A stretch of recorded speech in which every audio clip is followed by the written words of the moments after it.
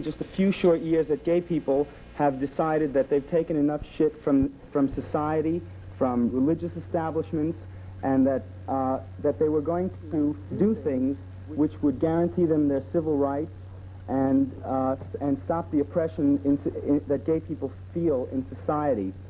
The Gay Activist Alliance is an organization which is about 2.5 years old now, and we're working on many levels for gay liberation. We work with politicians where possible, against them where necessary, which seems to be mostly the case.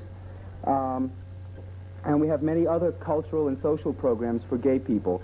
About half a year ago, well, almost a year ago, we've rented an old building which used to be a firehouse in the lower part of Manhattan, which we use as a cultural center for the organization and for the rest of the gay community, where we hold forums, we hold our meetings there, of course, dances and so forth, to provide both a political, cultural, and social outlet for gay people, which is sometimes frequently denied them in, the straight world. Would anyone else like to say anything about another group or organization or any first little comments? Okay. I'd like to then just go into questioning, and we'd rather than tell you things, kind of find out how much you know about us and what you'd like to know about us, and we'll just take it from there. So, are there any questions? Wondering more specifically, what is the state of New York State law specifically at the moment regarding sexual preference? Okay, well, there is a law in New York State, as there is in all but 4 states in the country, against sodomy. 6 now. 6 now. Okay, and actually the sodomy law discriminates against heterosexuals as well as homosexuals, because the government actually states that it can tell you how to have sex, and that's only in the missionary position with the man on top. So that according to the sodomy law, you're breaking the sodomy law if you commit fellatio or have any kind of sexual experience, even with the person you're married to, other than the man on top in the traditional sexual position for procreation. But unfortunately, this law is almost exclusively used for homosexuals, and there are several thousand people around the country, at least, who are caught on charges of sodomy every year. But there are virtually no, or relatively few, cases of heterosexuals who are ever caught by this law. As you know, there's a black movement in the States now that have the black people try to turn you back from being gay. Very much so. You get it a lot from black men who say that you're not part of the revolution, that the revolution is for building a nation, and that after the revolution we're going to need children and to procreate the race, and that if men are loving other men, then we can't do that, and women are loving other women. How do you feel about it when you go out and talk to people? I feel usually very good about it, because I generally reach audiences when I go out talking, and that's not, I'm not trying to blow my own horn, but I do give a fairly decent rap. I have it down pretty well pat because I happen to believe it, and it always comes across that I'm not spouting somebody else's philosophy. Kids, would relate more to this mode of dress. When I go speak to adults, I'm asked to dress up from anywhere from a parody of Lakey and the Group to, to like a 42nd Street hula, because that usually makes a very big impression. And then I usually get up there and make sure I have all the men in the audience staring at my dress under it, get the real men reaction from them, like, gee, let's fuck that lesbian and make her straight. And then I promptly tell them I'm a man, and they all go, and the defenses are usually totally shattered, and then we can start to talk like people, because now suddenly the lesbian they wanted to fuck, they couldn't if they tried.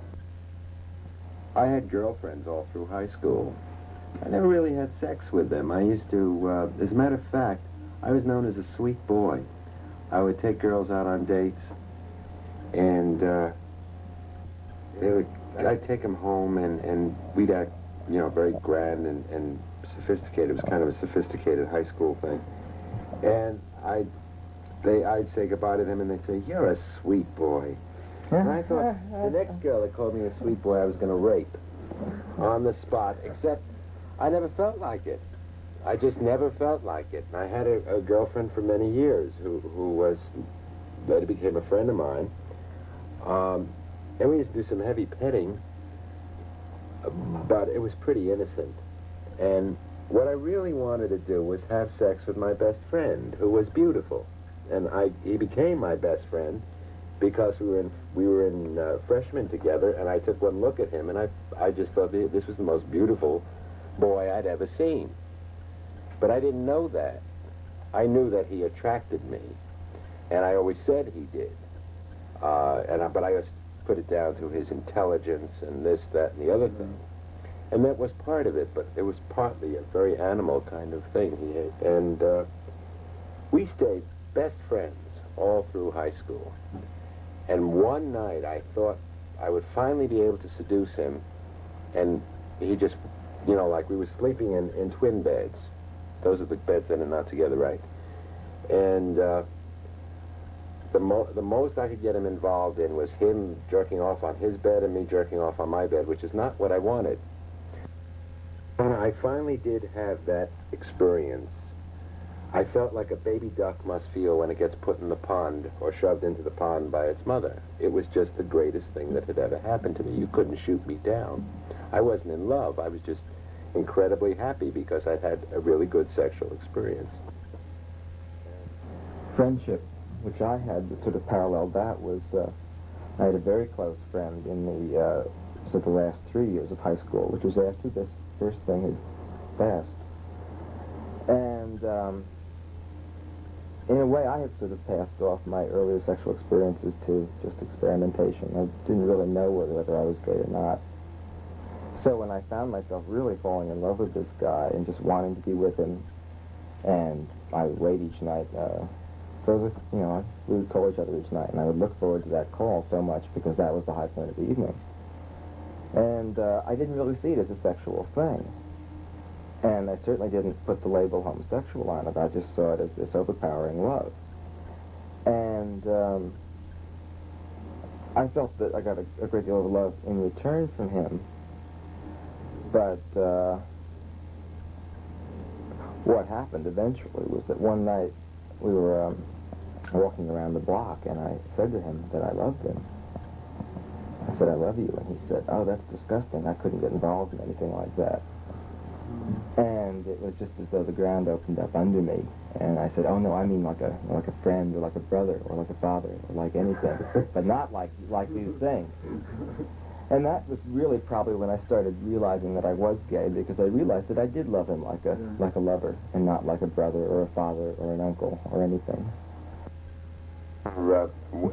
There was one night, I remember it very distinctly, and it happened a long time ago.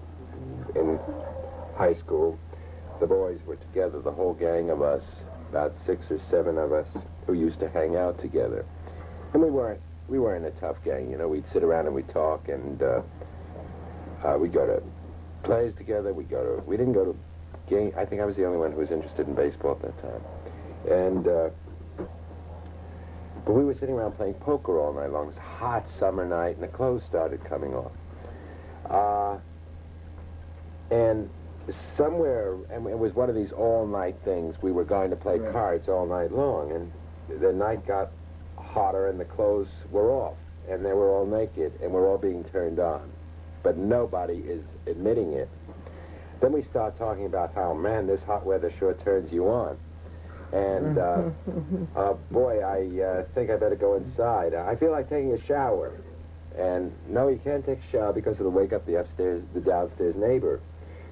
So we all sat around there, turned on, ready to lose our minds, waiting for it to be morning so we could take showers and jerk off in the shower. That was not real. That was not real. It was so unreal and so phony that we didn't just fall into each other's bodies, and have a ball.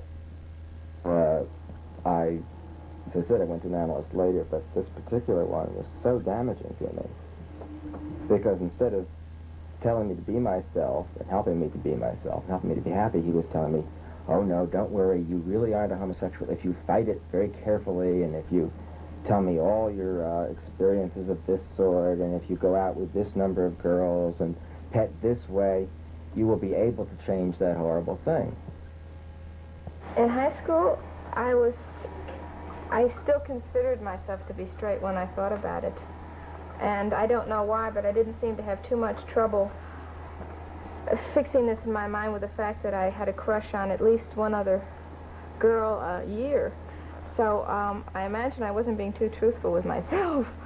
But I certainly was much more attracted to the girls in my classes, and especially a year or so ahead of me, than I was to any of the men.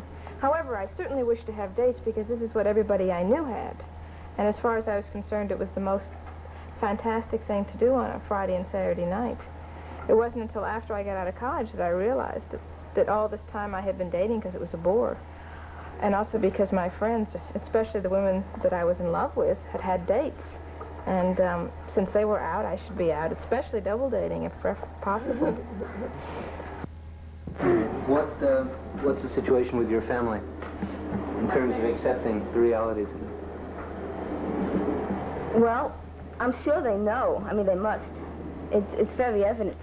For example, my brother got married in February, and they automatically set places at the wedding for both of us. And last weekend we were there Sunday. I usually go almost every time to Ducky's parents' house when we eat, say, Sunday dinners or Easter dinners or whatever. And I had skipped the last time. I'd stayed home. And when I went to her father, who sort of looks upon me as, I guess, somebody to keep her out of trouble. I don't know how far he goes in his mind with this, but he said, oh, be sure you come back, you know, next week. And then he said, I want to take a picture of both of you. And he made both of us, not really pose, you know, like this, but sort of stand together. And yeah, and he wanted to take a picture quite definitely of both of us, which was very strange because he's not at all that type of person. Really. They don't outwardly accept it, but it seems that they do, really. I mean, they don't acknowledge the fact that we're gay, that we're both lovers. Shown in class situations where the people in the group who are gay probably haven't been able to let anyone know, and they're probably living in great terror that other people are going to find out. Are there things that you would say based on experiences you've had to people in those situations? Well, yes, I'd say that it's not usually as bad as you think it's going to be. When I have told people, I finally decided I was gay when I was in graduate school, and I told a number of my friends who had been through 4 years of college with me. And I don't have any of those friends left. They themselves, these were all women friends, weren't necessarily appalled, but their boyfriends all were. And I became a threat, and since everybody was very interested in getting married and more interested in how they were relating to their boyfriends and how they were relating to me, I of necessity lost touch with them. So what I've found out that is publicly there isn't much of a, well, I haven't had any real public discrimination, but I would say personally that I've had close people get very distressed and upset when they found out that I was gay. Your cousin, for one. Oh, yes, that's right, my cousin. Practically raised her since she was a baby. Yes, I remember changing her diaper. She's something like 4 or 5 years, oh, more than that, 6 or 7 years younger. She's younger than you, even. Yeah. She must be 10 years younger than me, I don't know. But anyway, both of us had gone up there to visit my aunt and uncle. And we were talking about it, and she said, we were sitting in the movie theater. Was she sitting in the movie? Well, she wasn't sitting between us, was she?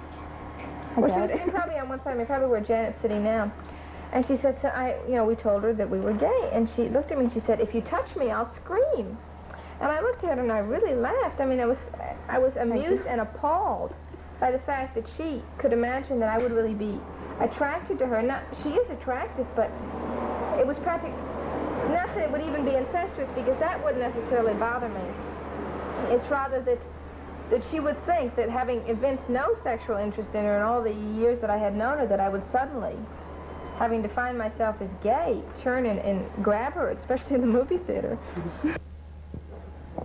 People, due to social pressures, look at homosexuality and bisexuality, both.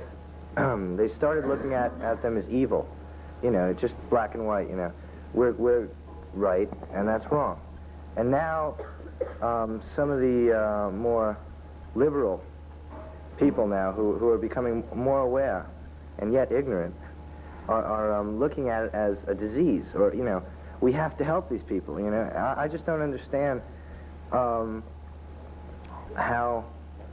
you people can take this so well. I mean, like the way how people, you know, say, you know, maybe we can help him, you know, and trying to turn you back as if, you know, the problem is you're not normal.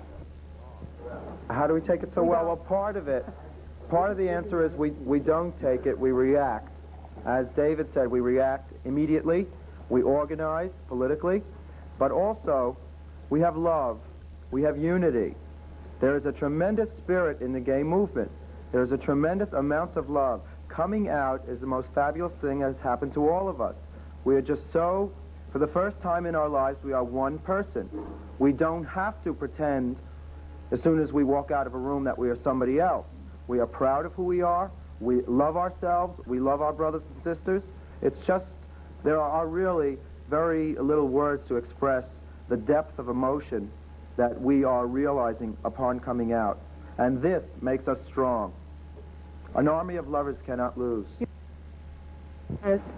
I mean, just, you know, talking to people, but I really think that there are some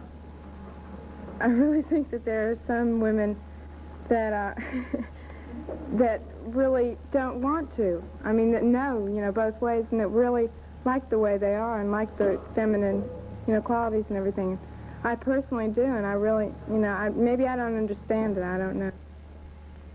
Well, I kind of blanked out my sexuality for a long time. I'm 26, and it wasn't until I was about 21 that I started recognizing it, and I was 24 before I actually came out, and it wasn't until after my first experience with a woman that things started clicking into place, and I just, like, I totally blocked the whole thing from my head.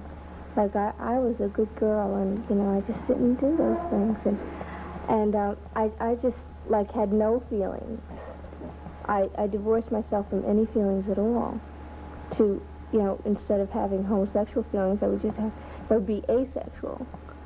And I finally got over that one. And I think without the movement, I would have gotten married and had a semi-asexual life and, you know, got into kids because I could never have gotten into a husband, you know.